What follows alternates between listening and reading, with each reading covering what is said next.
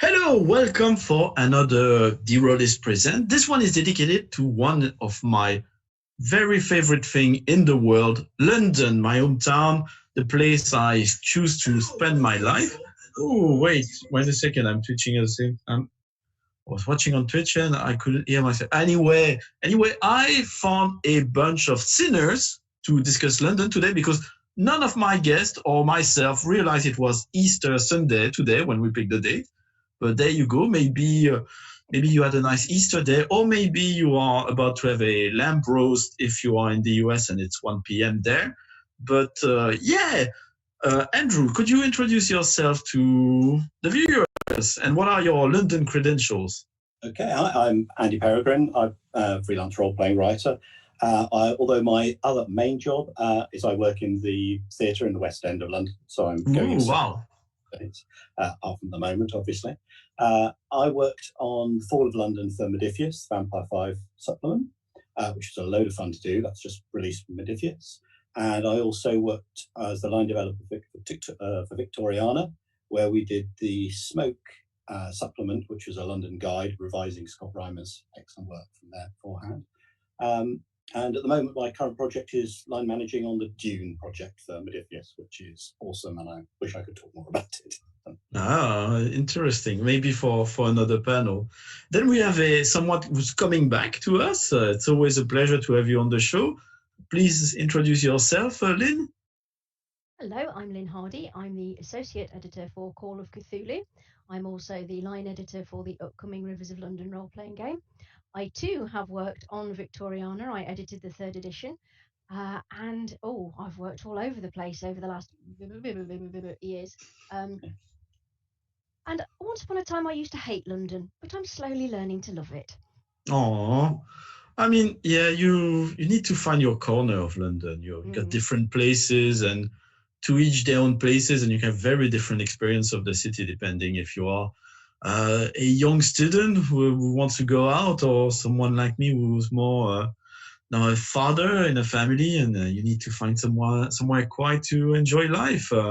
More in the more clubbing side, exciting young new things. We got Sean here, who's the crowdfunding star, the what's called mentored by Matthew Mercer himself. So tell us about thank you for that introduction, Callum. So my name's Sean. As Callum said, I am the writer and creator behind the London Master's Guide, which is like the world's first fantasy tour book to a city that was crowdfunded through Kickstarter last year. And although I've got a northern accent, I do consider London my home because I've lived here for 10 years. And, the only thing that does, grate a bit is the price of beer, because that never really, leaves you really, no matter where you come from, because it's pretty expensive. It's very expensive. On the upside, when you go to places like Denmark, then and people tell you it's expensive, you go there and you're like, no, it's just the same price. So actually, it's not that expensive to go there. You're very keen, or you were telling us you're very keen to have the London Master Guide being up to date in its content. It's a challenge at the moment. Yeah, it's a little difficult at the minute because, obviously we're all facing a little bit of a difficult time worldwide. And I was just about to finish the first draft of the book and get it off and start finishing. And then COVID happened. And basically, we don't really know what the landscape will look like of London, in the next coming months. And, a number of places that I've put in the book, specifically like businesses, pubs, theatres have closed. And I've kind of made the difficult decision to delay it because when I release the book, I want to make sure that it's actually a usable book. That's, because even just, I think there's a part in the book where, I talk about like the adventurer's toolkit, what you need to go on a scene. It's a little bit of a joke in the, it's like Oyster card, wallet, umbrella. But will I have to put a mask on it next year if that is something that, happens? So it's a little bit challenging, a little bit stressful, but, I want to make sure it's the best version that it can be. And yeah, back to the drawing board on some of it. Not all of it, though. Not all of it, because some of the places won't leave. But yeah, just a little bit of restructuring, I think. At least you don't need to redo all the awesome art I've seen. You don't need to add a facial mask for all the drawings on there. So getting away from quite dreadful news, let's go to the fantasy world. The first section of our discussion will be dedicated to London as a setting for your stories. So if anyone's got specifically questions about that in the chat room, please tell us, and I will try to follow them on my little phone on the side and ask them later. So, dear guest, from Charles Dickens to Fleabag, from Boudica to Winston Churchill, James Bond to Killing Eve, Diagon Alley to Baker Street or The Folly, Dracula and Mr. Hyde. Tell me about your favorite London-based fictional or non-fictional story or character. Doctor, what would be yours? Oh, well, it's going to have to be Sherlock Holmes, I'm afraid, going for the easy option. I was raised on murder mysteries, Sherlock Holmes, Agatha Christie, Columbo, you name it. So London, from being very small, was always about Sherlock Holmes and those stories. I think that's possibly why I was quite disappointed the first time I went down to London when I was very small, because it wasn't all Victorian and gaslit and Sherlock Holmes wasn't hanging around. But yeah, I would have to say Holmes, definitely. I do believe I'm possibly contractually obligated these days to mention Rivers of London, which I am very fond of, obviously, otherwise I wouldn't have lobbied so hard to get the license. So yeah, I mean, very much literary based. Although at some point, if we have time, I might well tell you stories of the Doctor Who live role-playing game that we did around there. I think it was about we were talking about this last night, about 18 years ago now, before the series came back, which was when I actually started to really enjoy London, and that was an absolute hoot.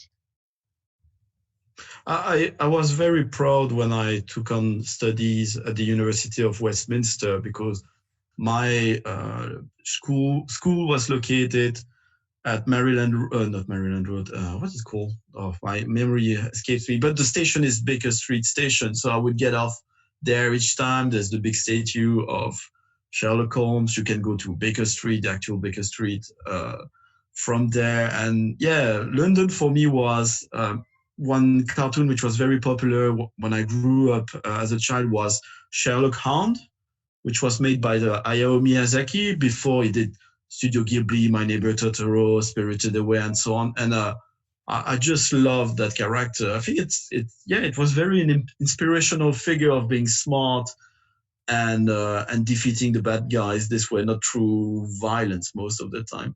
Of course, the hilarious thing about the address of 221B Baker Street is that it didn't exist when Conan Doyle was writing. He specifically created an address that didn't exist, so people couldn't go and visit it. And of course, it was only when all the street numbering and everything changed that 221B did come into existence. And for years, it was a bank. And I know they used to get fan mail and requests for assistance from Holmes, which, bless them, they actually used to answer, as far as I remember. That's amazing. I love the figure of Holmes, also how it's, he's fictional, but for a lot of people, there's this slight doubt whether or not he is being fictional. And that's the thing, he pops up all over the place. So we've got Doctor Who crossovers with him. We've got numerous crossovers. Obviously, he was used a lot during World War II as a propaganda tool. The Basil Rathbone movies, a lot of them are sort of like rewritten stories, sort of like propaganda to boost Britain's morale during the war and all sorts of things. So it's interesting to see how his use has changed over time. The key thing that people forget is, of course, that they weren't period stories when they were written. They were contemporary stories. Andrew, do you like Sherlock Holmes especially? I'm really proud. I've never actually read them. Loved Basil Rathbone. It's the same thing with me and I'm ashamed to say Lord of the Rings, that I've seen so much about them. I've never actually got round to reading the actual original source material. I'm so bad with that one. It's all right. So I'm going to hang my head in shame on that one. I'm adding Rivers of London to my list, though, because everyone's talking about that at the moment. Yeah, go ahead, sorry. Yeah, I was going to say my favourite sort of London-centric things recently, although I hate it sounds almost a cliche to pick books that are Victorian-based, because it's almost so hard to separate London and Victorian from each other. But as you were mentioning in your intro, there are so many things that have got a London feel, Fleabag and all the other things, you go, yeah, these are all London, but it's hard to shift that Victorian feel to the city.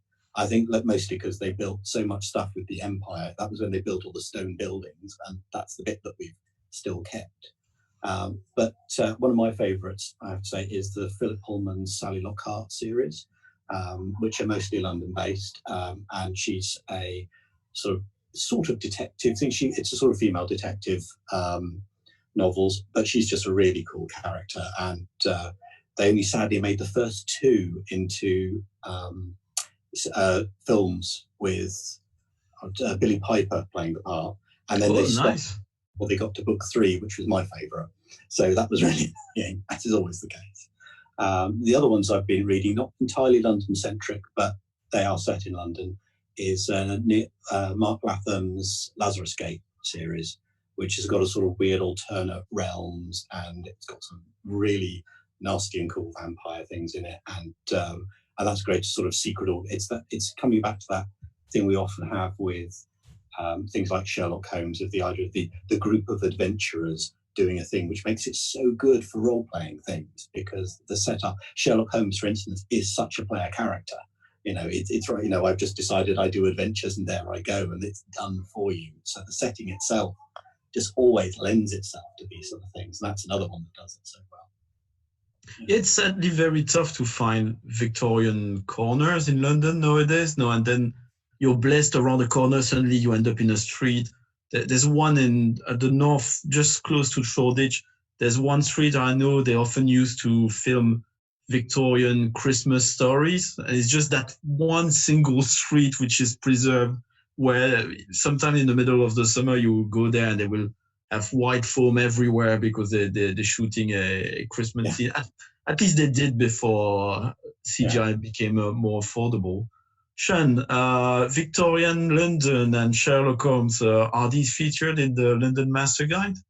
There's a little bit of Victoriana in there, because as everyone said, it's quite a big thing when people think of London, specifically people that maybe don't live here, that it's, this place with fog and things in the shadows, like gas lamps and stuff. I think there is bits of that in the London Master's Guide. There's bits about Jack the Ripper, of course, because, that is a figure a little bit like Sherlock Holmes, in that, arguably was he real, was he not? Obviously the deaths were real, but I think it's one of those characters that just spawns stories, I think when I was putting together lists of London as a setting, you get works like From Hell by Alan Moore, which is an amazing graphic novel about Jack the Ripper. It's, super good. But then I was thinking about it, and I actually read a Batman graphic novel, which is Gotham by Gaslight, which isn't in London. It's Gotham City, but Jack the Ripper. And it's weird because that smoke and fog and stuff just migrates over there. And that's almost, it's weird because it's like, no, we're not going to set it in London, but we want everything that people think about, that kind of atmosphere. But I think for me, in terms of stories and stuff, a really big one for me is Neverwhere by Neil Gaiman. I remember reading that, I think, the first year that I moved here, and it's, the main character is just someone from the north that moves to the city, and it's like, this place is weird, and then it just gets weirder. And, as I was getting to know the city, I kind of there's characters like the Old Bailey, the Earl's Court, and I think part of what is quite endearing about that book is you go, Earl's Court, I know what that is, and then it's in the book it's a tube carriage full of, it's like a Baron's Earl's Court type thing, and it shouldn't work, but it just does. It's just really good, like Blackfriars and things like that. So I'd say that's one of my favorite London-based stories. I think one story, you mentioned Blackfriar, one story I thought was fascinating when I first heard of it, because it was not such an old story, was when one morning the commuters crossing the Thames on Blackfriar Bridge in the mid-90s, I believe. It's grim, I'm sorry, parental... I think I know what you're about to say. Yeah, because one morning the commuters, they were crossing the bridge and they found a man hanged So again, mid-90s, it's quite unbelievable to think that they found a man hanging from Blackfriars Bridge, and apparently it was a hit job from organized crime, probably Italian organized crime, because this individual was a banker for the Vatican, and it was a punishment for being engaged in a number of shady how do you call that? Been doing a panel in French. Now I lost all my words.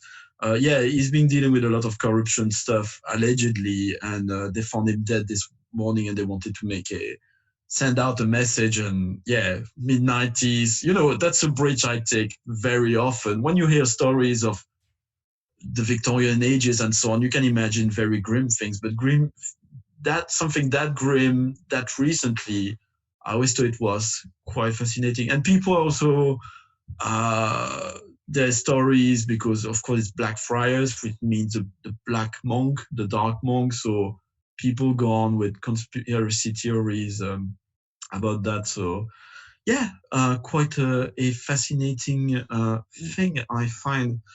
London, it's got a long history. I mean, I mentioned Boudica. It's not as often mentioned, but the Roman and Saxon times are also a moment which are quite special in the history of London. Yeah, it's quite interesting with London because, it's such a multi-layered city that's just built up, and it's like ghost stories built on top of legends because, I think the original foundation of London's 15 feet below what it is now because it's just been built up over time. But I think it's interesting because even the founding of London, no one really knows how it got founded.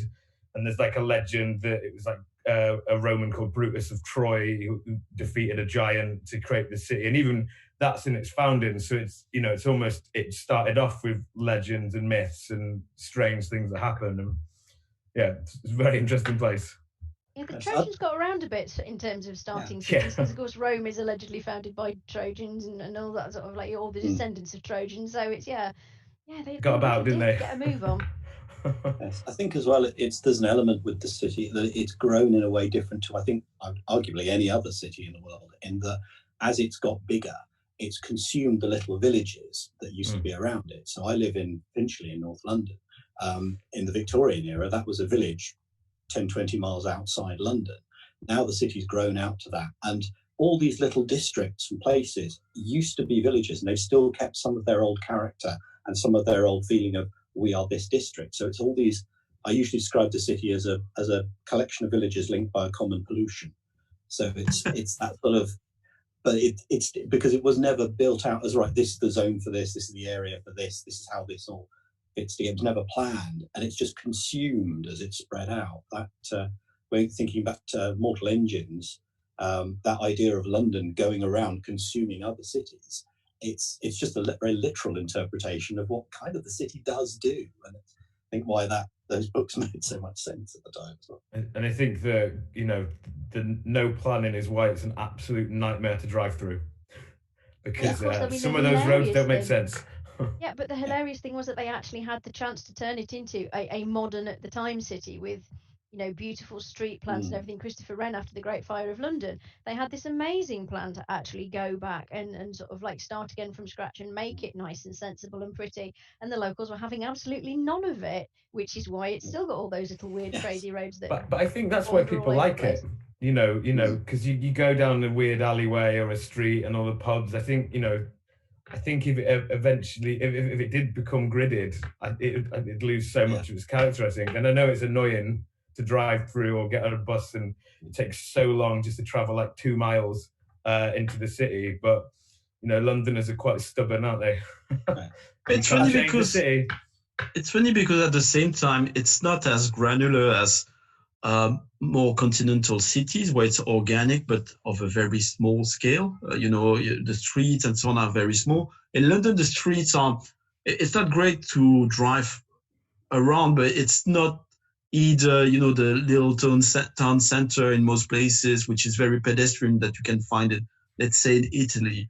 It's very funny how the power structure is reflected in London, because you've got cities which were planned, let's say Barcelona, or had big extensions at some point which were planned. You have cities which were like Paris. They say that at some point, okay, we're going to destroy all of that and all of that because we got the central power and we decide that, and we're going to make those big boulevards and change the elevation of the buildings. You even have the big Italian cities where they say, okay, we're not going to change the fabric of the city really, but we're going to dig a trench through it. And we're going to make those big boulevard again, but which are very different than the one in Paris, for instance. And then you got London, and one of my favorite story as a professional of the built environment is how Regent Street is an expression of the power structure of London, because you got the prince, he's got a big plot of land, he wants to make a park there, a Regent's Park. He's got another property somewhere, I'm not sure which one it was, but yeah, it was his home. He wants a boulevard connecting the two. But because of the Magna Carta and the way things are done in the UK, it's still a monarchy, but still private ownership is very, very important. And but that is private ownership of big landlords. It's not small owners. And he needs to bend Regent Street to go around the property of one of the private owners who is very wealthy and says to the prince, I don't care, I'm not selling to you. Unlike Napoleon, who said, what, you're not selling to me? Well, that's very interesting as an idea. You know what? I'm going to go straight to you. Yeah, here in London, you've got this organic thing, but it's large chunks of things because it's big landlord, big powers competing with one another, big organizations. Mm. So, and it's quite good for role-playing game, I think, because then you've got all the conspiracies, you can go with a number of different organizations going after one another. Speaking of, my favorite, I'm cheating a bit, my favorite London-based story is League of Extraordinary Gentlemen, which is a good one to pick because it picks everything. If you go beyond the infamous movie and you go see the graphic novels, you even have Harry Potter in there. You're there in the 60s, in the 90s. You're there from the 19th century to today, and you got everything. You even have Big Brother, and a number of different things. So if you were role playing in that, you would have this crazy multi-layered story, which is pretty much impossible to manage, to be honest. And of course, that's where From Hell came from, that Sean mentioned earlier. It's Alan Moore's unused research notes for League of Extraordinary Gentlemen. He'd done so much work on it, he decided he was going to do something with it, and that's where that particular graphic novel came from. I think what you're saying, obviously League of Extraordinary Gentlemen, it's like your adventuring party, isn't it, almost? But I think what was quite cool about London as like a setting for role-playing games is that there's just like plot hooks everywhere. Like legends that are things that you can just go, that's something I'm going to make you do. I mean, one of my favorites is that there's a legend that if Big Ben told 13 times the 4 lines in Trafalgar Square will wake up and either destroy the city or save it. And you're like, cool, we could do a campaign around that. Or, it could be the end, an end boss or whatever. And I think, things like the ravens in the Tower of London, the legend is if they die, then the monarchy will fall. You could even make a game about saving the ravens. There's plenty of plot hooks in London. What's fascinating is the fact that London wasn't always as important as it is now. I mean, for a very, very long time, it was very much a minor city when we had sort of like some of the Saxon kingdoms and the Vikings and everything. And it's sort of like, although it's been pretty much continuously inhabited for thousands of years now, it's really only kind of come to prominence sort of like in maybe the last 500 or so. So it's sort of like dominance of Britain is pretty recent in its history to a very large extent. It's sometimes difficult to fathom London at different times. Even just this one thing, the demographics of London. I mean, it's so populated today. People cannot imagine that after World War II, I think it's up to I think we reached the lowest number of residents in London somewhere in the 60s or something like that. And we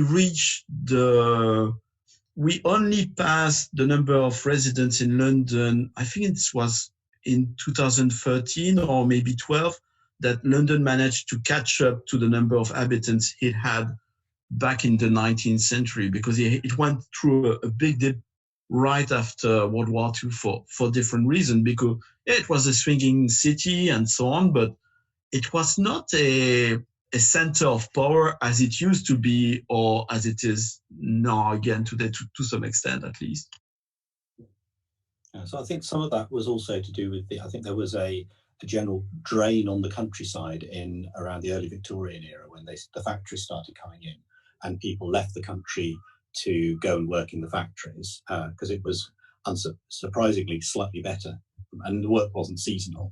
And they actually had quite a lot of trouble trying to keep the countryside working in the Victorian era, because there was so much people. So these massive influxes, and then this created these rookeries and these massively high population centres that were with people who had nowhere to go because they couldn't afford to go back to anything else as well. So and there's a lot of social factors that brought people into cities as well at that time. We already sort of discussed that, but what's your favorite era specifically? I mean, we got the Blitz, swinging 60s, the reigns of Elizabeth, of Victoria, the Roman, the Saxons, and King Arthur, 1984, and the future with mortal engines. Lynne, what is it for you? Is it Victorian all the time? Not just Victorian. It's largely Victorian, it has to be said, for obviously various reasons. Obviously World War II as well for various reasons. Actum Cthulhu was obviously largely British based, and we did source books from there. So I'd say those two historical periods in particular for my personal ones, but also obviously 1920s and 30s as well. There are a few independent games, but I always find it interesting how in tabletop role-playing, with a few exceptions like Actum Cthulhu, World War II and the Blitz are largely unexplored by most tabletop role-playing games. And even not just it's only starting now that having this conversation behind the myth of the Blitz. I've seen some recent articles in parallel with the current situation, which were going through saying, well, the Blitz was this moment where everybody was heroic and enduring. It wasn't entirely true. There were a lot of crime during that time and so on. Yeah, an awful lot of crime. Obviously, you turn all the lights off, and people who don't like behaving in a social manner will take advantage of it. And there was a lot of crime. There's some very good, actually, murder mystery stories set around those particular stories by some women authors whose names are completely escaping me at the moment. But yeah, people like to write mythologies where their nations look good, and and obviously propaganda at the time was there to help make sure that the morale was kept up and the country did keep going, because it would have been very easy for everybody to just go, no, right, that's it, we haven't got a hope, let's just give in, kind of thing. So yes, propaganda, spin, it's all very important in London's history and the way that London has been presented to the world and the way London is still presented to the world. Yes. I think you do hear stories of Americans usually that have come as tourists and gone to some really nasty areas and been surprised that it's not all Cockneys pulling their forelock and helpful bobbies to say, hello, how are you? And we'll give you a cup of tea. And they go, well, you're in a massive city that's got to have some nasty areas and you don't want to go. So, and then you see some of the other things that people say about London, but this whole image of it being still this lovely gaslight, quaint place where you go and shake hands with the Queen. I think some people actually still think that's how it works. In London, I mean, the whole thing as well, though, is that it never really was, but it's interesting that that's how it gets portrayed. I mean, it's always hilarious when you watch American television shows that set episodes in London, and the way that it's just like your quaint doilied tea shop with your bobby and the changing of the guard and your cheeky taxi drivers and goodness knows what, and they're hysterical comedy, they really are. Oh God, yes. I mean, in real world terms, I still get a bit of a weird feeling if I walk through Seven Dials, which today is now a lovely bit of coffee shops and some cake shops and I think it's on the way to the Bin Planet where obviously the comics are and things. And you think at the Victorian time that was one of the most deadly rookeries in the place. It was horrific. Someone like me would have been murdered for going through it.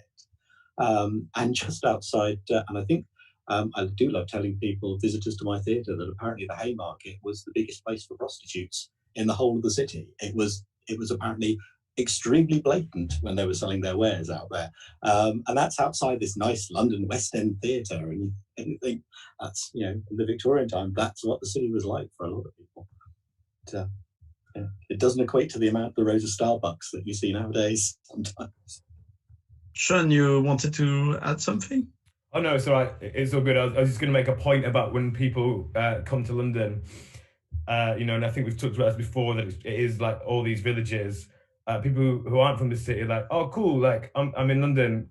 Can you like meet me in 20 minutes? And you're like, it's not how it works. It's not how it works. And even like my mum's like that. She's like, I didn't think that was, like that, because even people that who don't live in London just assume that it's all like super trendy, it's cool, but it's just a normal city like anywhere else, right? There's good bits, bad bits, when you got boring bits. When you got friends and family who visit and you do Piccadilly Circus, St. Paul's, Millennium Bridge, South Bank, and then God knows what, and when they leave they're like, wow, it's very tiring to live here. I don't know how you do it. And you're like, it's much less tiring when you're not there. I think it's because they assume that's what you do every day. Like go to, and it's always Camden Market on a Saturday. You're like, please, I don't want to go there on a Saturday. Or meet me on Oxford Street. And you're like, can you just please go somewhere else? Just ask me where to go, and it won't be stressful. If only there was a guide for them, a travel guide of some kind. Yeah, maybe. Someone should do that, right? London exists geographically in several different formats. I mean, there's the people who get to London and literally navigate London by the underground map, and they don't go above and realise that in some cases it's actually quicker to go topside and walk than it is to cross along under the streets to a different line to get to another station. And you do it, and it's really interesting how people's sense of geography in London is very, very warped by the London Underground map. There was someone how things relate to each other. There was someone on the internet who did a skit. She dressed up. She tried. The idea was, what if each London Underground line were an actual person? And when she dressed up as the Piccadilly line, she was like a complete tourist with the I Love London T-shirt. And one of the things she said was, wow, I love the London Underground. It's so cheap. I went from Covent Garden to Leicester Square and it was only £2.50. But it's only like a 3-minute walk. Yes. You've got to go down the 200 odd steps and things like that. It's the most expensive ride in London. Yeah, this is what I always think as if you ask me what a badge to become a Londoner, when you get your membership card of being in London, that to me is when you know how to get from Leicester Square to Covent Garden by foot. When you can do that, that's the one that everyone comes and they get confused in the streets and then they end up taking the tube. But when you know that journey, and I think there is a statistic that says that section of the tube line is, as you said, not only one that is actually quicker to walk to than it is to go down, get the tube and come across, but it is also the most busy part of the entire network. Because that's all the tourists do. Yeah, that's where all there's signs on the carriages going, if you want to go to Covent Garden, please get off at the next station because it's just cannot go. Jog on. I think it's the bit when you realise, isn't it? And you go, oh, I've been stupid there. I could have walked the whole time I've ever done this. But that's how you become a Londoner, things like that. You figure that out. I think this is how, and I still do it today. I've lived here for like 20 years. I still do it, where you will go somewhere and you go, hang on, I'm here. Oh, I can get from here to here just by going there. Oh, wow, I've never known that. And you still do it. Doesn't matter how long you've lived here. Yeah, I think that's like, I think it's a really nice thing, like in any city when you live there. But I think there's a particular like pride in London when you like figure it out, because, if you can go, no, let's go this way, it's a bit quicker. like people that aren't from the city are like, oh my god, how did you, do that around the British Museum and King's Cross now, but it's taken a while to learn that bit. Yeah. Yeah. Interestingly useless fact from my textile training. Did you know that every London Underground line has its own specific fabric that they use to decorate the seats? And you can work out which lines you're on by the fabric on the seats. And I know some antique shop where you can buy rolls of that fabric if you want to. Yeah. You can find. I think they moved now. No, they're still there. Where they hold Maltby Street Market, which is not in Maltby Street. Here in Bermondsey, you can buy full rolls of the what's it called?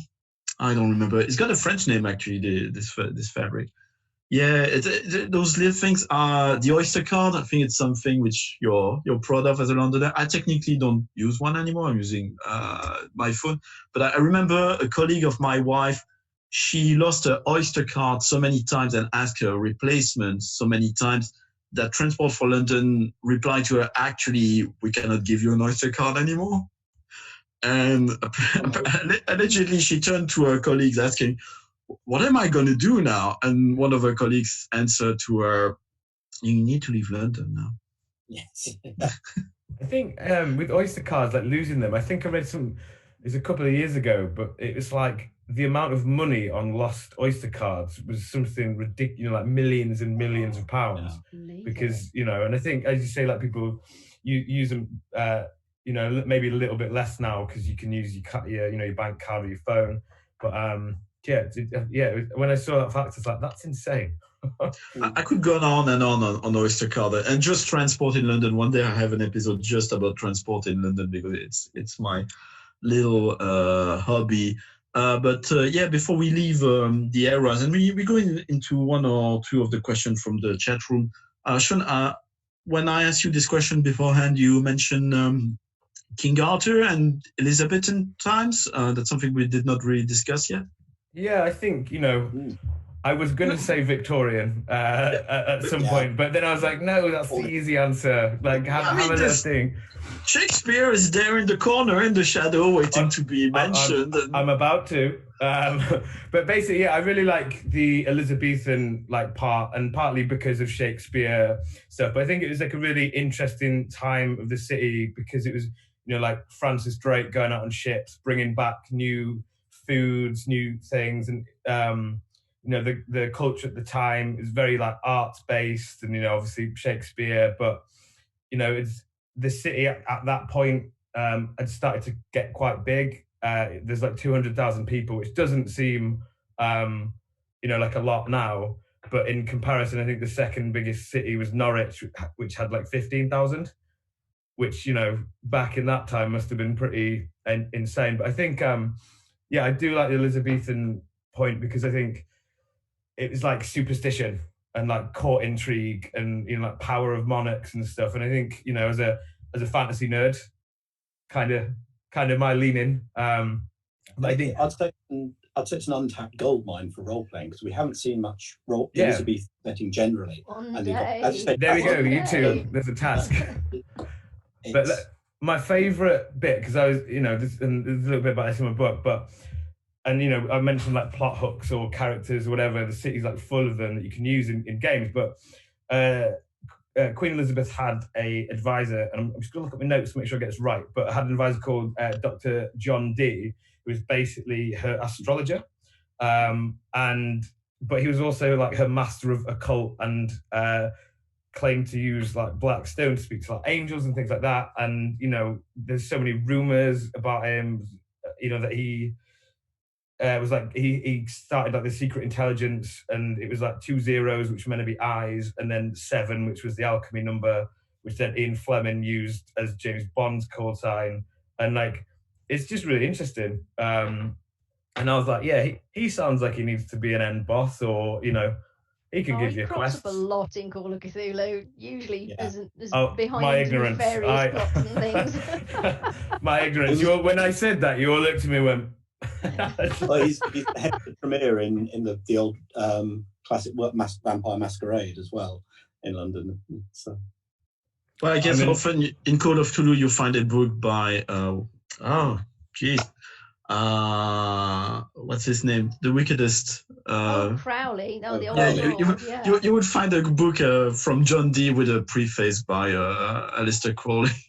That's usually what you find. Yeah. One day when we've done all the other books, I will get my Elizabethan setting for Call of Cthulhu done. One day. So it's not a scoop yet. It's not a scoop yet, no. I've been threatening it for at least 3 years now.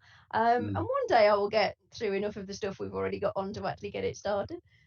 Yeah. Well, it's an era of incarnation in Nephilim, which is the second edition was basic role playing, and I believe Mike once mentioned to me that Nephilim might come back to Chaosium one day. That would be interesting. But I remember specifically the era of incarnation for Elizabeth time was the London of John Dee. So you would pick that, and that was what was going on. I think they even had Bear Pit at the time. You know, you had those theaters, the Royal Theaters, where they would have Shakespeare, and you had another one. It was not, you would go to the wrong one. Oh, I'm about to see the first time Romeo and Juliet. You picked the wrong one. You're going to find a bear fighting.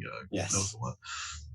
I think this is the sad thing of history, that when things go back so far, we often talk about London's Victorian city because it built those stone buildings, whereas all those Tudor and Elizabethan and even earlier, those wooden buildings have just gone now. They've fallen apart, they've been lost, and it's such a shame. Or people not realising that they would be historical in 400 years' time, knock them down or rebuilt them or redid things to them. So I think that's the sad thing. It's almost like we start London's history with Victorians so much because that's all that's left. But that's one of the things that makes it so easy to forget. There's these amazing time periods, but we haven't got such an obvious link to them anymore, which is such a shame. We sometimes don't realize it. I would like to have just the power of seeing in the past, not even traveling, but just seeing. Yeah. Because seeing a place like London through the ages, it would be just so alien to us. The way it functions, in Victorian time, just how do you get a piece of meat to the center of London? You need to bring the animals quite close to where you're gonna consume them. You need to have them slaughtered them. It's all endeavor. The city smells, or the cities are clean. What are your standards? The way people occupy the space together. There are maps showing how in the past you would not have a fancy neighborhood. You would have fancier neighborhood, but the fancy neighborhood would still have a back alley with much less wealthy people living there. This was, if you've seen any of, because we used these because they were very cheap and they were amazing, Gustave Doré's illustrations of London, it's the Victorian one again. He went through all of London and drew some really dangerous streets. You're thinking, as a guy doing his notes with his pencils and paper in some really dodgy areas, and I think they must have it took his life into his hands, I think, in some places. But he drew all layers of society in London. These images are incredible. It's like he's taken a camera, basically. And what I find interesting is one of Hampstead Heath, there are these ladies and gentlemen in these amazing costumes, and they're sitting under trees next to sheep, and the sheep farmers who have brought their sheep to graze up on the common. And you see an awful lot more of what you don't expect in the city, of the very rich people and the very poor people actually sitting not too far apart from each other on benches. I mean, yes, obviously the rich people aren't going into the horrible rookeries and dives that the poor people are having to live in. But there is a lot of that mixture is still there, and that visceral thing of people living next to sheep. And when you get onto death in London at the time of the Victorian era and the overflowing graveyards, there's so much other things. You think, gee, I'd love to see it, but I would not like to smell it. I don't think you'd want to smell Elizabethan time either. There was a story, I think, of one of the reasons we have the sewer system is because the Houses of Parliament, when they were built, and they went, all the new MPs went, this is lovely, but we can't open any of the windows because the Thames smells so bad. And in summer, it's just doubly awful. And that provoked them to build a proper sewage system. So much so it's even known as the Great Stink, isn't it? That's the thing that really prompted them to get Bazalgette in. It was, it's a lot better now. But it was awful. Funny detail, Big Ben, or I believe it's the Elizabeth Tower, the actual name of it. The whole reason this tower is there, it's actually a ventilation shaft. So it's a chimney to pull the air from under the parliament. And if you are in the neighborhood, you will see a lot of more obvious chimneys like that, but they needed such a big one for the parliament that at some point they said, well, we need to make it a feature somehow. So what are we going to do with it? Big clock. Big clock. Big clock. 19th century. Big clock. We control the time. In my theatre, obviously my theatre was built in about 1813, I think, 1820. And what was quite interesting, when we put in not so much central heating, but some air conditioning systems, we actually use all the old chimney breast tunnels to funnel the air around. So we basically put fan systems at the end of all these tunnels. And my boss describes trying to run in cables down them and crawling through all of them like an old chimney sweep at the time. But yeah, that's some of the ways we've had to repurpose some of these buildings when they work that way. We need to move on from historic London, but it reminds me, you know, the little job you talk about chimneys. So I'm thinking about Mary Poppins and the chimney sweepers, and one thing leading in another in my crazy mind. I remembered something, the crazy jobs you would have in London because there were so many people, and there was a use for crazy jobs like that. One of the jobs you could have in London was in the morning, you would go around streets, you would have a list, or you would remember that this or that person needs to wake up at a certain time, and your job was to throw a small stone on their window. I think some of them actually had long sticks as well, so they could tap on particular windows. That might be less dangerous. But yeah. I mean, you paid them more. If you for people visiting London, I really recommend having a walking tour with a guide. There's some very cool ones, and there are stuff which were explained to me which I've never seen in any movie. I think people would be like, that's complete nonsense. Like how in the East End people would sleep on a rope. So like in the East End back in the days, if you were having a good night as a prostitute, you were not wealthy enough to be able to could find a place to sleep for the night rather than rough sleeping, would be to rent a room. Under that would be to rent a casket. So you would have kind of a warehouse with side by side. The complete floor of that big room would be like those mortuary casket, but within which people would live, and people were working on the edges of the caskets. And then the cheapest but still you had some protection for the night, was those rooms where you had a rope tied from one side of the room to another tightly, and people would sleep side by side with the rope under their armpits, and they would sleep like that. And in the morning, they would untie the rope and people would just fall from it. But it was still something considered that, well, still, I can afford that, so I'm still lucky to be able to sleep this way. There was something to do with it being, I think it was mostly churches that did that. And I think it was also might have been something to do with, you weren't allowed to lie down and sleep in the church, but sitting on the pews was appropriate because that was, you were worshipping. So then they're just along that. I think it was one of those things. And if you look, coming back to From Hell, although it's not necessarily a really good movie of it, in I think Johnny Depp and, what's the, Heather something, I think. Heather Graham. Heather Graham, that's the one. Playing that one, there is a scene where she, as one of the prostitutes that's being hunted by the Ripper, there's a scene where they do that exact thing, I think, and you see them all sleeping in the church and getting the rope untied and all falling down on them. I didn't remember that. Yeah. We got someone in the chat room mentioning someone very active. I don't know how to pronounce your name. It's Ichifi. I'm not sure if it's an acronym or something. Ichifi. That person mentions that Quatermass makes a use of Wembley Stadium, which is very creepy as a London landmark. I don't know Quatermass. What is it? Quatermass was Nigel Neal, who wrote an awful lot of very good horror stuff. I've not actually seen any of the Quatermass stuff. I know my mum was absolutely terrified by it as a child. So yeah, it's all to do with alien invasion and people not being quite who you think they are, and it's very, very creepy.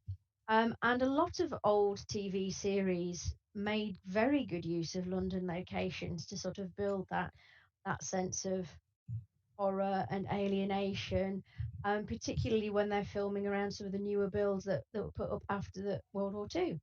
So you've got these stark concrete blocks and these wastelands and bomb sites that you can use to very good effect for creating that horrific atmosphere. Because I think there was a couple. There's particularly, I think Quatermass and the Pit was one that particularly got remade a couple of times. Because I think the one you're in the chat room might be talking about is, I think, a 1980s version where people, I think, were being stolen by a sort of planet thing. 1978 series with John Mills as the star. Yes, John Mills, yes. But there's an earlier 60s one, I think, as Lynne was saying,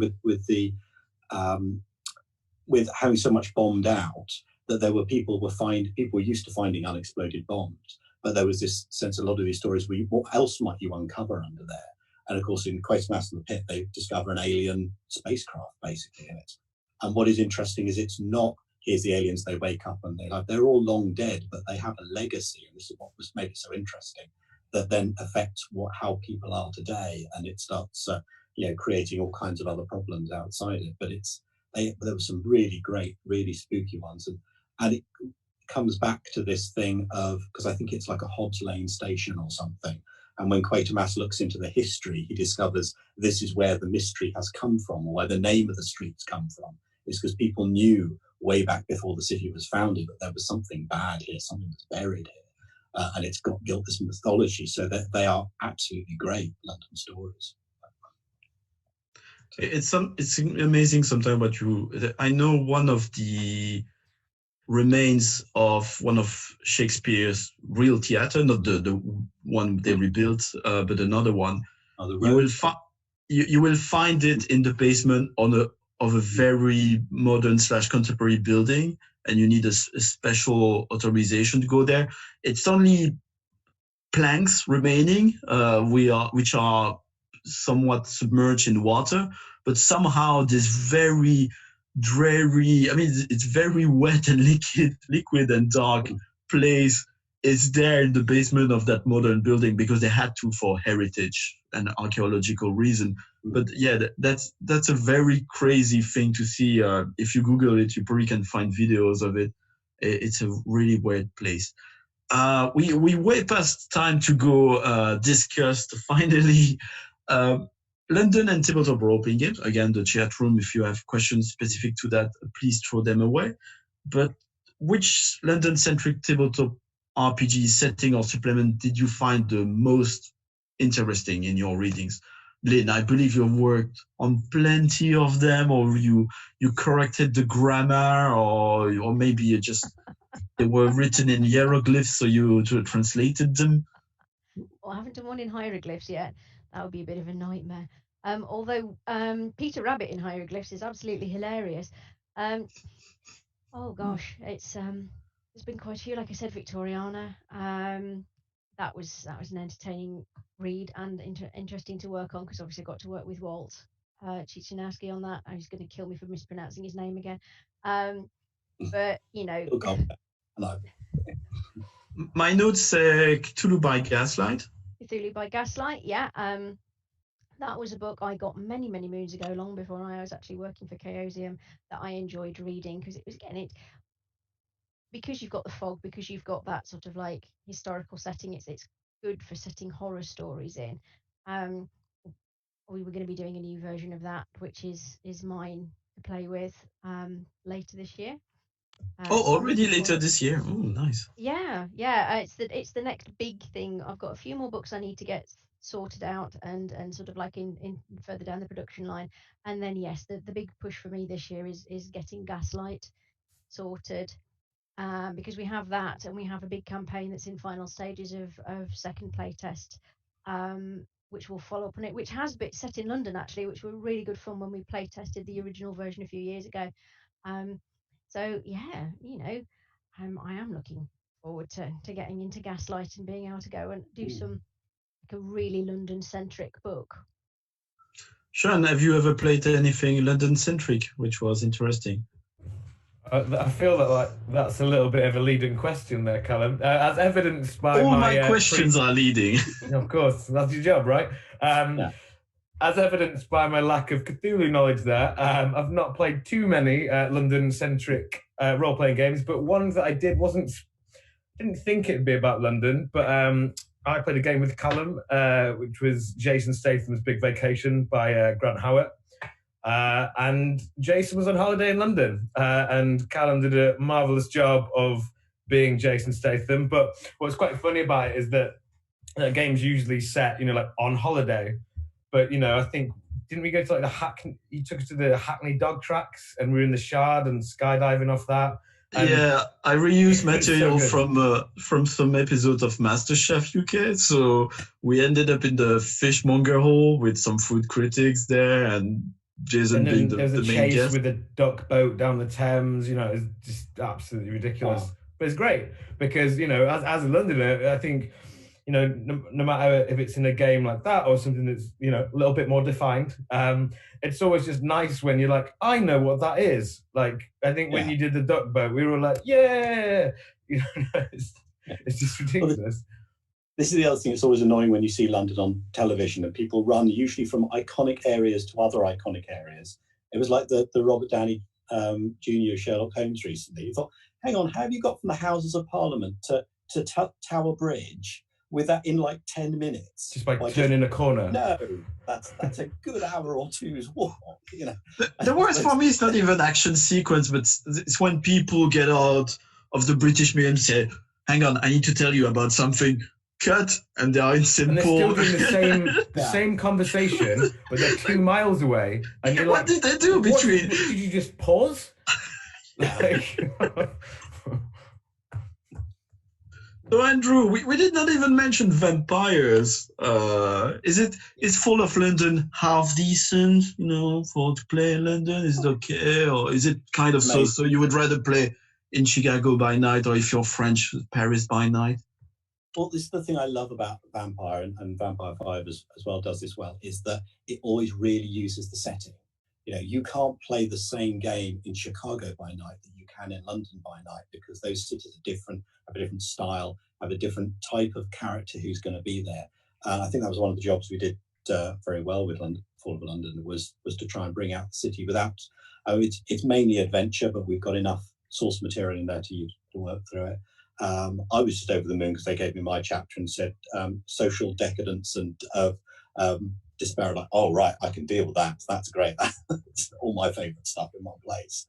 So it's great, and it was great to work with.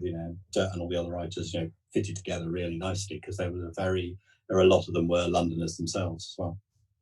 So always London by night different or Fall of London? Well, first of all, why is it not London by night? Why is it Fall of London? What is falling in London? I know Olympus was falling and then London was falling. Well, so is it an influence of a recent movie of Vampire The Masquerade? To catch up with vampire background, we have the Second Inquisition is a big part of the new 5th edition Vampire. And in Fall of London, they essentially make an assault on London to take down all of the vampire society in it. It's the entirety on that. It's a huge campaign. That's going to topple some of the most powerful, iconic characters in the setting, are really on the back foot as they completely underestimated this. And it's a wonderful way to use a setting where you have these ancient, arrogant creatures very quickly learning that it is not just something they can brush off. And of course, your players are in the middle of this. Are they going to help them? Are they going to hinder them? Are they going to try and make a profit from what's going on? And in the same time, it was designed as well as an adventure that people can start Vampire with. So your characters wake up with no memory. You come back from a ritual that you've been put sort of on ice in for quite some time, and you're trying to figure out things as you come into the city.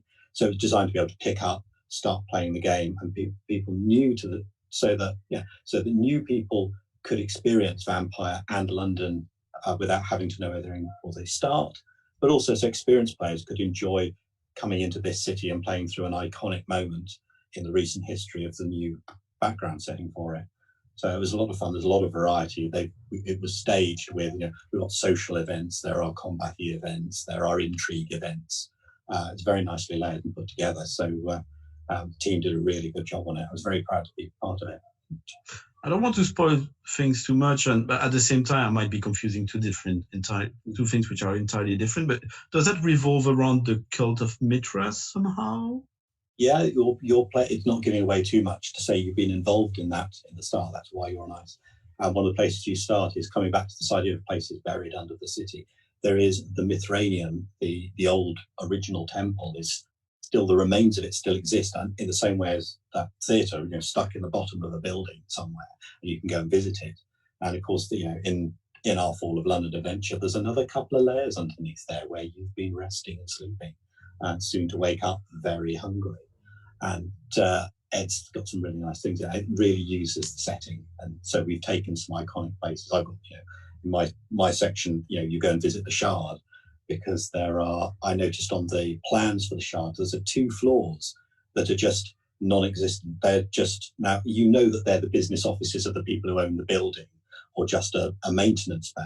But it's so easy to go, that's where the vampires are. They've saved those 2 floors for themselves, so they can look out over the city they own. So there's all manner of stuff.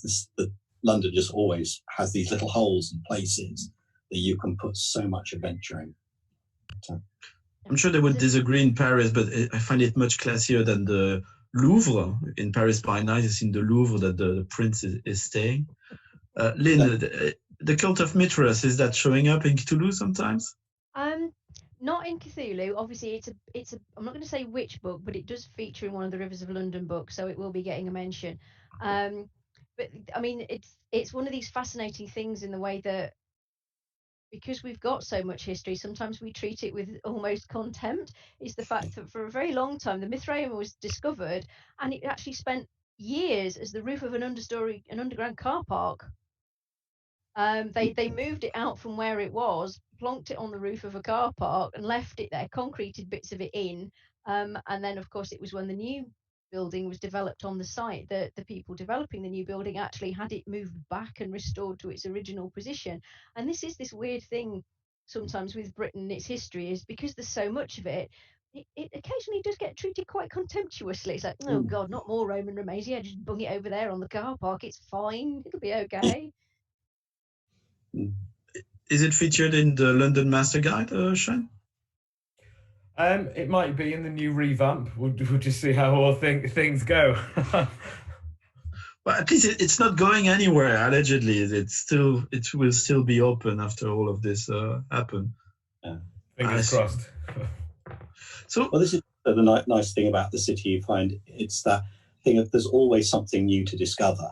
And I find even after like 20 years, and it's not the sort of thing where, your friends say, oh, if you tried this new bar or this place, it's not like there's a new pop-up.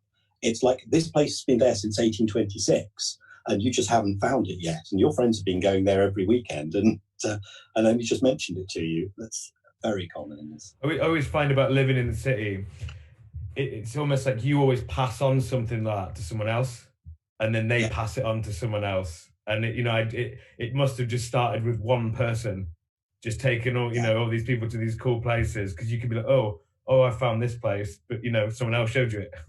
Yeah, it's like everyone has their own London, and you get to share it with your friends and discover new things every time. But your own version is so different to what everyone else's will be quite often. Yeah, I discovered recently. Well, I mentioned Blackfriars and Vampire. I met over lunchtime a fellow player of Vampire The Masquerade because we were writing our background and we wanted them to connect. And he invited me to join him at the Blackfriar, which is a pub. I've never been there. It's a small pub. It's funny, actually. I was listening an episode of another podcast with Lynne Hady when I arrived there. I remember. She was mentioning some weird cocktails that you should not try to mix together from a time in your studies. I need to find which episode that was that I put a link. But yeah, the Blackfriars is this very, very old pub, and when you are in there, you could be centuries in the past. Lynne, except those fancy cocktails, which I don't remember the nature of, what do you think is important to capture when writing or running a tabletop role-playing game set in London? I'm just going to cheat here momentarily and check the document that we all added to, because I don't want to steal Andrew's thunder. Oh, no. Well, I mean, it's basically. I mean, the thing is that it never sleeps. There is always somewhere for your player characters to go to get information if you're running anything there, and it literally does not sleep. There are all people of all walks of life there. That someone will be around no matter what stupid time of the day or night you're trying to set your scenario in or you're running about in. It really has this very, very bizarre sense of energy to it when you go down there, which is unlike pretty much any other city in Britain. Just because I don't know whether it's just this sort of like created by the sheer mass of people moving around constantly. And sometimes it's also secret places, isn't it? I find as if you don't know the city and you want to get a drink at like 4 a.m, you won't necessarily find that straight on the high street. But if you talk to a guy who's usually somebody who works in theatre, they'll say, "Oh no, you want to go to the basement of this theatre around the corner there," and they'll serve you. And that's the thing. Yeah, it's funny how the way public and private space work is very different from the continent, especially if you're a tabletop RPG practitioner. It's quite interesting how you start developing a knowledge of places where you can play. Like I played for a while at the South Bank Center, and you in the lobbies, and you find other people who are having not exactly AA meetings, but different bunch of meetings there, and you're there in a corner in the. I recommend the children soft play next to the library in the South Bank Center. It's very quiet, very nice if you arrive there soon enough. Then later we played in the Barbican Center, and then we played in WeWork infrastructure. You develop this knowledge and you share it with other players. Well, oh, you can go there and play. It's somewhat quiet, except when there's a special event. Sean, what about you? What would you put in an actual adventure set in London? What would I put in an adventure?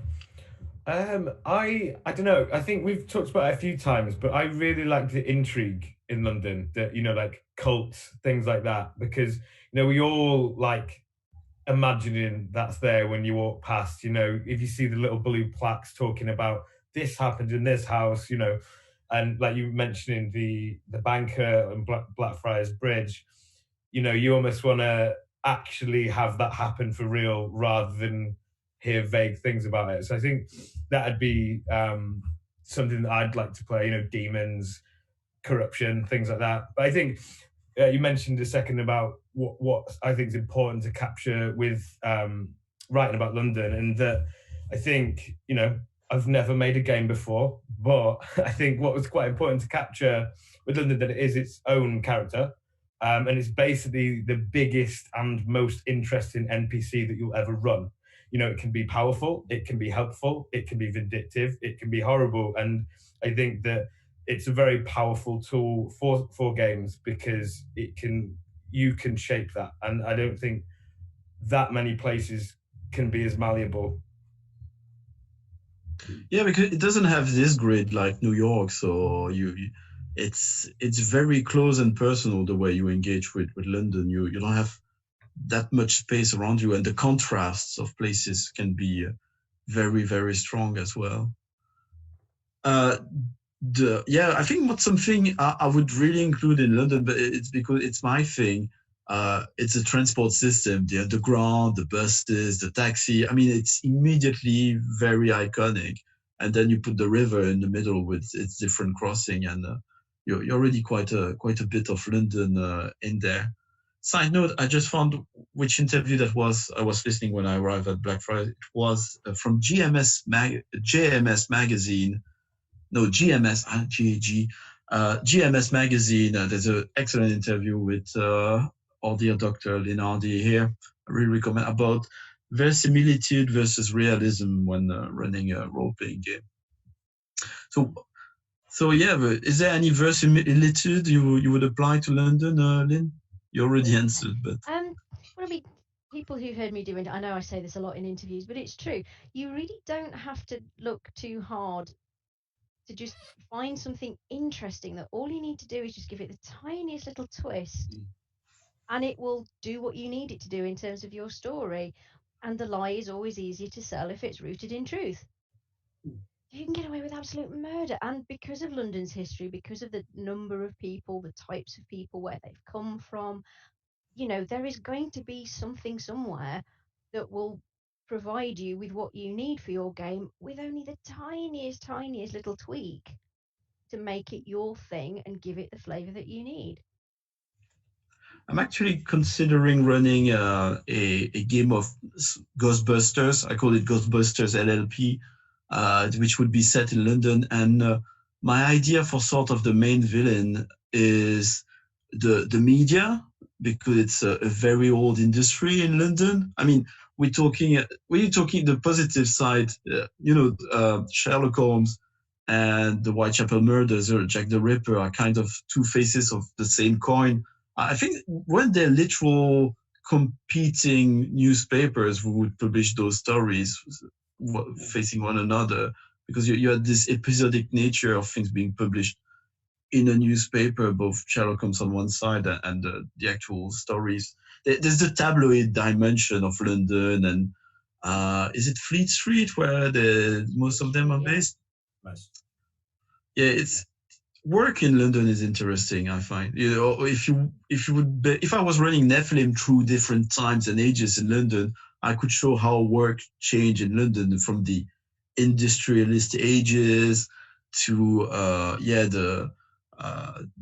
the media, which commons start to take over, and then you can move into more digital banking things. Even just you could do a story just with banking, actually, and insurance. I recommend checking out the Lloyd's building, which is a fascinating building, and it's a fascinating business because it's an insurance company which was started in a pub in the port of London. They still have the original or replica of the original benches they would use to make deals of insuring boats and cargo. They got this big, so it's a very, very modern contemporary building, which could be like in Brazil. And within it, you've got a meeting room, which is the old meeting room they dismantled and rebuilt on top.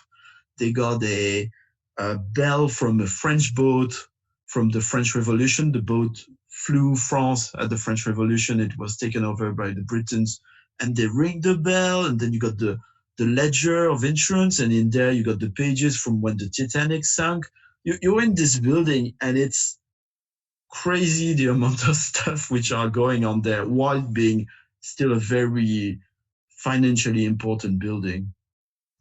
So yeah, you could London with a specific business. So you maybe think saying Ghostbusters in London, maybe think of the city. It'd be very London centric to say the whole place riddled with ghosts, but your guys being paid to get rid of them and not tell anyone about it because it'll hurt tourism. It's true. You mentioned Fleet Street as well. There's a pub just near there called the Old Cheshire Cheese, which is one of like the oldest pubs. And there's a stuffed parrot behind the bar. And the parrot, when it was alive, used to talk and it became like a world famous celebrity. But journalists from Fleet Street would like ignore that pub because they were worried that the parrot would pick up like journalistic secrets and stuff. So, if you're running a Ghostbusters thing, they can talk to the parrot, see what he's found out. Yeah. So it's a literally mummified individual human. I think it's called Polly. I mean, not very inventive for a parrot, but it's just taxidermied behind the bar, and it's still there now. Great. Okay, I got a few questions that Tom, our engineer, who's not technically with us right now, but he asked in advance. He was asking what would be a good system for running Neverwhere.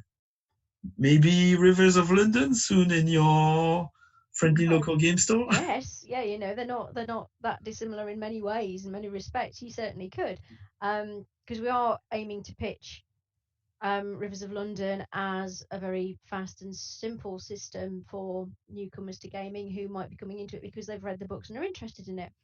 That's, I mean, I have to say as well, Cogs, Cakes and Swordsticks, slightly biased, but it's very freeform. It would give you the freedom to actually tell a story like that where, characters are larger than life have weird abilities, and things, the name of their skill says as much about the personality as what you can actually do with it. And that to me kind of fits from my sort of point of view as far as Neverwhere is concerned. Andrew?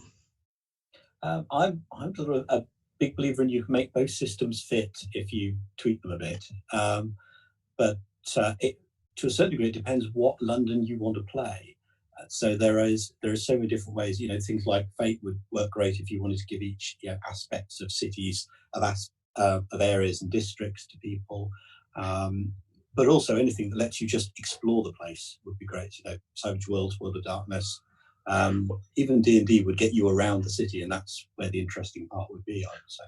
Well, his second question is kind of linked. He was asking if we had specific ways that we could gamify a London RPG adventure, whatever that means. I think it's just bringing buildings to life and making them into a person, and having those bits where it's that connection between something that and just putting, like Lynne was saying, that little tiny twist on it. But I think in this case is like the personification of things, and being like, that pub actually it's this, So I think that would be important. A lot of genius Loki. Is sort of horrific whimsy. So it's whimsical, but there's that strand of real darkness underneath it, particularly in Neverwhere, where, let's face it, it starts with a family massacre. So you've got that. It seems, it's sort of like, it's very strange and enchanting, but it's going right back to some Grimm's fairy tales where there is that true nastiness underneath there that's giving it its edge. So it's not all cozy and comfortable. There is that real sharpness to it. I remember being terrified. Sorry, but I remember being terrified of Mr. Krupp and Vandermeer. They're awful, and they were how they were described was so little, but it was quite unsettling. So I think macabre is the way. Yeah, so I think it's the key is you can use any system you like. Pick the one you're most comfortable with, but look in the details of the system, the details of the setting, and that's what you can bring out. So anything you're comfortable with will work fine in London, because then you can not worry about the system and you can get into the little details of the city and bring those in your setting. Ichifi in the chat room is making a very good recommendation, Liminal by Paul Mitchner. Yes. So, very good. I haven't played it yet, but I'd really like to. I believe he's got a specific London source book has come out for that recently, I think, as well. So that's a really good. Cool. That's a nice segue for our next section dedicated to the future. Sean, looking forward, what type of story of tabletop role-playing game supplement do you wish existed, or are you planning to develop? So it's a weird one for me. I'm not planning on developing anyone anytime soon, but I think what I've been finding that as I've been doing the London Masters Guide is that I've got so much like awesome artwork, and you do the stories and the settings, and you're like, oh, that'd be quite cool, and there's nothing for me game wise other than that, but I'm like, oh, maybe I should start talking to some game designers and let's figure something out. But nothing other than that, I'm afraid. Slippery slope. I know. I don't know where you could find game designers, especially interested in London. They're very rare. No idea. No. Yeah, you'll be lucky to find one or maybe two. Andrew, you mentioned something as your project Things You Wish was available, which is very interesting for me.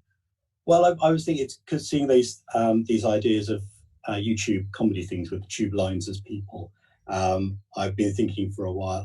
I don't know if I'll ever get around to this, but again, where all the tube lines do actually have it, something like the Northern line is full of ghosts, the Bakerloo line is actually in the past, and you're the people that have to sort out the problems that arise from that because to keep the tubes running and to keep the computers unaware. And of course, where they cross in the network, even stranger things start happening. So, the Elizabeth line is about to open, or is it? Because maybe the other line are scheming to delay the opening of Crossrail. Exactly, but there'd be I've been looking at some of the things, trying to pick strange, weird things that each different line has got its own oddity to it, whether it's surreal or it's in the past or it's in the future. So the Bakerloo line is definitely steampunk. Yeah, the Northern line gets referred to as the Camden like coffin cattle or something, like it's the Camden coffin. So that immediately with the black aesthetic is there's definitely death or something in that. Or maybe the Northern line is conjointed twins because it's two lines and they're talking about separating them. Like it's schizophrenic and goes the thing. Yeah, and I must admit, having done Fall of London, it would be really interesting to do a Rise of London. And don't take that as an announcement or anything, because, but I've had some ideas I'd like to do with that, and so I'd be nagging Modiphius to see if they'll let me have a go at that. But yes, that's not actually happening necessarily, so don't take that as an announcement. But it's something I'd really like to do because I did really enjoy doing Fall of London. And there's so much, even after you've flattened the city with the Second Inquisition, there's so much left in the ruins. London never falls entirely. It always comes back somehow. So, Lynne, I quote your answer in my little G-doc. So, to the question, what story or type of tabletop RPG do you wish to existed? You answered, I think you know what my answer to this will be. So, what will this be? It's Rivers of London, isn't it? I mean, I've been wanting to do this as a role-playing game for many, many years now. And it just so happened that Ben was up in Newcastle doing a book signing for Lie Sleeping at the old Emerson Chambers, which is Waterston's bookshop now. I mean, I've been going in there ever since I've lived up here for too many years.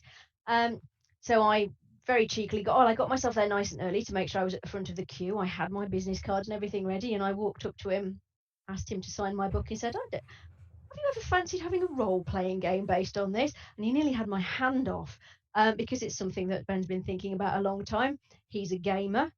There are various gaming jokes in the books if you read them. So yes, it took a while. It took about 18 months to get everything sorted out and put together. And that's what we're working on now. So I'm guiding it, as well as my Cthulhu duties.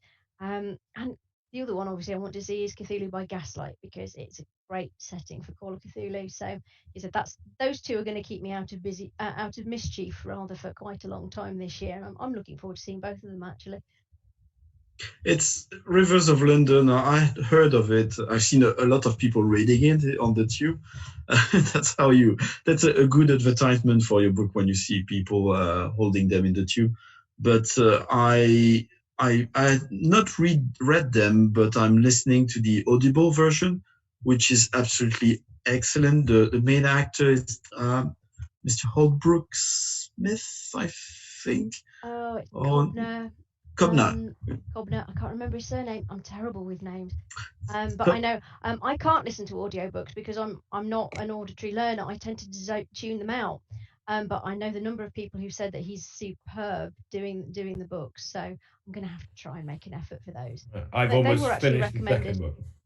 Yeah, Rivers of London was actually recommended to me by a mutual friend who's a gigantic Doctor Who fan who knew Ben's work from Doctor Who then recommended the books to me. So it was one of these things that was on my reading list for a while, and then I basically read all the ones that existed in a very short period of time with if I ever get the chance, I want this to be a role-playing game. So, these things happen occasionally. Amazing. So our final question, what would you recommend to visit or to do in London if anyone is planning to visit us? Who wants to go first?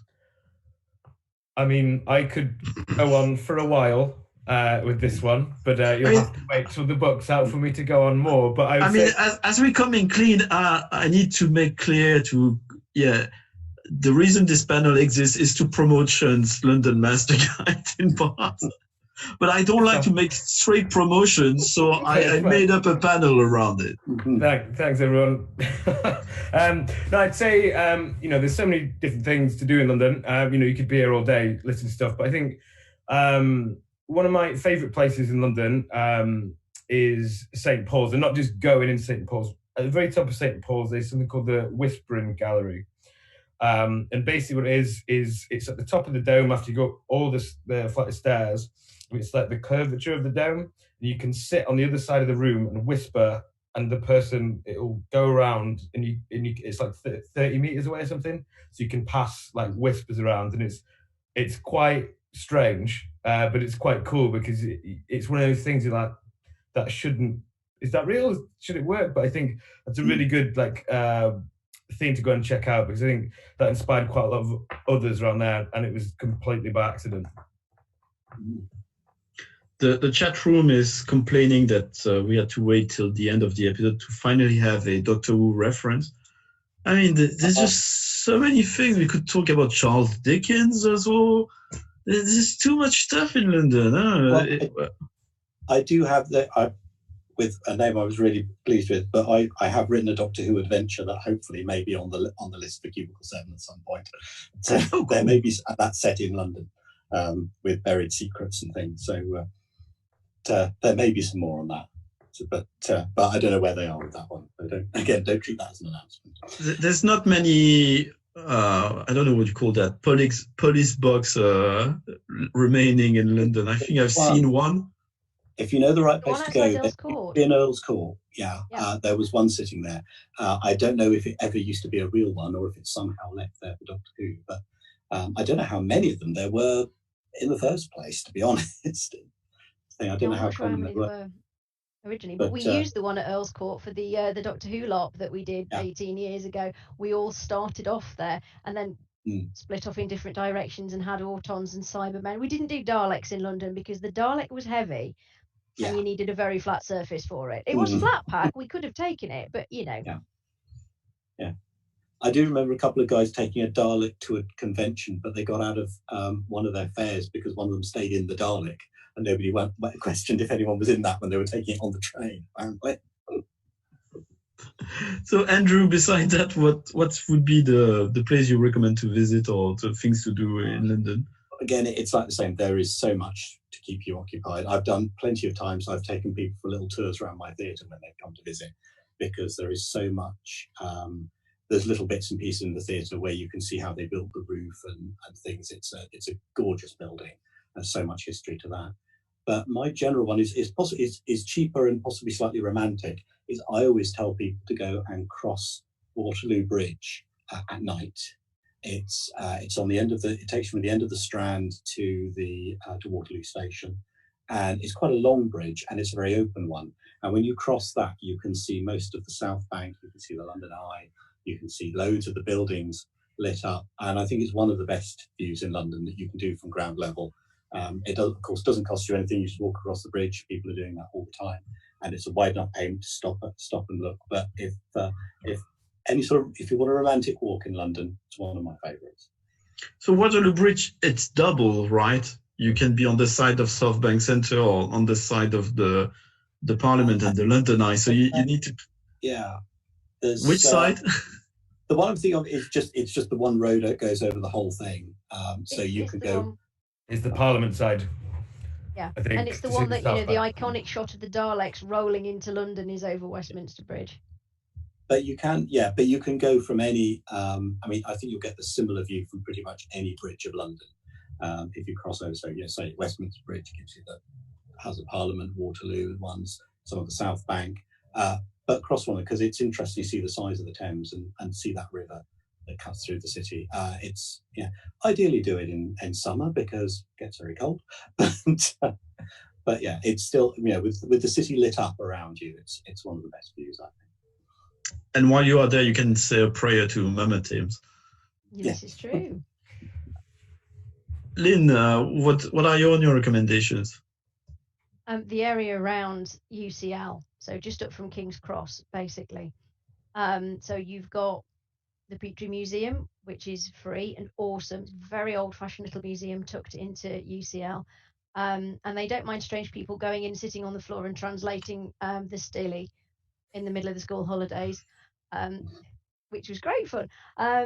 So, it's lots of cool stuff in glass cabinets, like a really old-fashioned museum, which is brilliant. So if you've got a Victorian game and you want to bring mummies and Egyptology and goodness knows what into it, it's a great place to go for research. Obviously, you've got Russell Square not too far away. You've got the British Museum. You've got the Atlantis Bookshop. You've got the Wellcome Collection, which often gets overlooked. And that has some fantastic displays in it. They have a rotating program of main exhibitions on the ground floor, but you've got the reading room, which is spectacular, and you've got some sort of like standard exhibitions that are there on all the time, which are just fascinating to go and have a look at, because again, you'll see really weird and wonderful things, because Henry Wellcome collected random stuff from all over the world, mostly medically related, but not necessarily. And it really is an absolute treasure trove of ideas if you get the chance to go in there. And it has 2 really good cafes as well, and a fantastic bookshop. Yeah, there's also, I think first you see, I think they got another mummy there of one of a famous scientist or philosopher. Oh, where's Jeremy Bentham? Is he at UCL? I think so. Yeah, I think that's him. Yeah, Victorians, and yeah, in London we got a thing about mummies, I guess. That's all. I recommend not too far from here, London Bridge. There's what is it called? The surgery hall. So you know when you see often a Frankenstein movie, for instance, you see the operating room, which is an auditorium, at the same time it's all wood and weird like that. They got one preserved there, which you can visit. But otherwise, my recommendation is slightly different, like less historic, but definitely taking you somewhere different. I really enjoy walking around the Barbican, which is a huge modernist project in the city of London. Because in the middle of London, we got something called the City of London, and London is not the City of London, and the City of London is not part of London. There are interesting YouTube videos which will explain you how you could become the Lord Mayor of the City of London, and that's really weird. You need to be a sheriff first. Really weird. So it's not democratic. So anyway, but yeah, the Barbican in there, it's a post-war big development, which is truly amazing. It's flooding with good intentions. I find as an architect, there was a lot of ideas which were well intended, but didn't quite work. But the place is still truly, truly amazing. Yeah, I think that's it. So anyone else has anything to add about London that we missed? I'm going to check the chat room in the meantime. There's quite a lot we could talk about. 4 or 5 hours, I think. There's just too much. There is so much. We could take decade by decade and explore London. Yeah, it's like I found with, and I think Sean's probably found this as well, when I was doing the London source book for Victoriana, I realized very quickly there was no way on earth I was going to get everything into this. So I focused on, I'm just going to create the bones of this city and the districts, and then let other people fill in more stuff and bits and pieces in between, because just try and give people a framework, because you just can't fit it into one book. You know, yeah, I imagine get every hard to do a guidebook. Yeah. I am so glad I'm not writing one. So I mean, it's easy because you will fill out the word count. You've got no. If they say, "Oh, we want a 600-page book on this," you can go, "Yeah, fine, no problem." I can get. It's just how deep down the rabbit hole you go, because there's I could literally write this for 100 years and still be in zone 1. And then we change everything like we're doing. You do another one each. Yeah. Fine. Yeah. Yeah, like stuff to visit the Churchill War Room. You can still visit it. It's still there. Anyway, plugs and where to find you, each of you. Please, Lynne, what do you have left to plug, and where can people find you? Well, I think I've managed quite well to plug quite a lot of stuff tonight, actually. If people want to find me, I am on Twitter at Cogs and Cakes. Great. Sean, where can people find you, and what? Anything left to plug? I mean, as Lynne said, I think we've plugged what I've got going in the pipeline. But you can find me on Twitter at Sean of the Hunt, where I just kind of make daft jokes about D&D and book updates, basically. But yeah, that's where you can find me. Well, the London Master Guide started as a joke, right?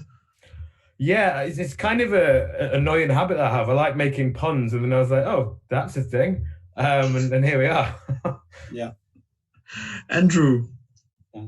Oh, well, I think I've got a Twitter account, but I can never remember where I put it. You do have a Twitter account, yes.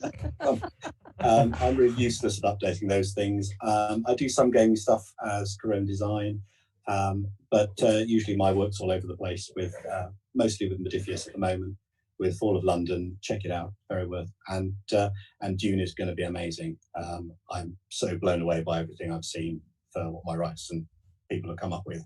I so want to talk about it, but I can't. But it's on the way, and it's going to be amazing. Yeah, for those who don't know Andy, he is one of the sweetest and most prolific authors in gaming. Although my favourite thing, as a friend of mine said, was the most prolific author you've never heard of, which is what I want. Which is what I want carved in my tone. Can someone say something nice about Sean, because it's getting awkward? His amazing moustache and generally lovely. You don't know. There was a fly. I was literally a fly going around. I was just being stoic. But thank you. The moustache is just a recent coronavirus experiment. So just go and get this to catch up. By the end of quarantine, I expect to see the full handlebar with waxed ends and curls and everything. You know. On episode 2 of our 100-part series about London, I'll have one. I think it's coming back into fashion, probably after all of this. A lot of stuff are gonna come back into fashion. Thanks, guys. This is the affirmation I didn't know I needed. So did we do everyone? We did, right? Did we? It's not a joke. I'm just confused and tired today. Just to say, Modiphius, who is an awesome London-based publisher. So hey, go check Modiphius' work. They know what they're talking about when they're talking about London, at least. So, thank you so much to the RPG Academy for hosting this stream. It should have been rehosted by the Rolistes' own Twitch stream, so go check it out. The Rolistes we're having a Café Roliste every 2 days during the week, usually Monday, Wednesday, Friday. Not this Monday because it's Easter. But yeah, I'm having an informal chat with whoever is willing to. A lot of people organizing online convention. That's a big thing nowadays. So go check them out. Subscribe on the Twitch thing. Follow is the right word. Do follow the RPG Academy as well. Please also, we do all of that out of love for the hobby, but we do have expense, and having any kind of financial support to the RPG Academy via Patreon or to the Rolistes podcast via Patreon helps us to do more stuff, because this way we still run out of money, but we have spent more. We spend part of your money in doing things, going to conventions, investing in better internet and better microphone and this sort of things. The Rolistes podcast is our regular show, the proudly London-based show of tabletop RPG fans across the channel, the pond and beyond. This was Callum. Thank you so much for listening to us. Please go check the work of all my amazing guests. And in the meantime, I'll see you. Have good games. I think the next one might be about TikTok or something like that, because we're crazy at the Rolistes Present. We're going to have a cool episode about TikTok in tabletop or role-playing games. And if it's not this one, it's going to be the next one or something like that. Thank you so much, Andrew, Lynne, and Sean. Thank you very much. Thank you. Bye. Bye-bye. Bye.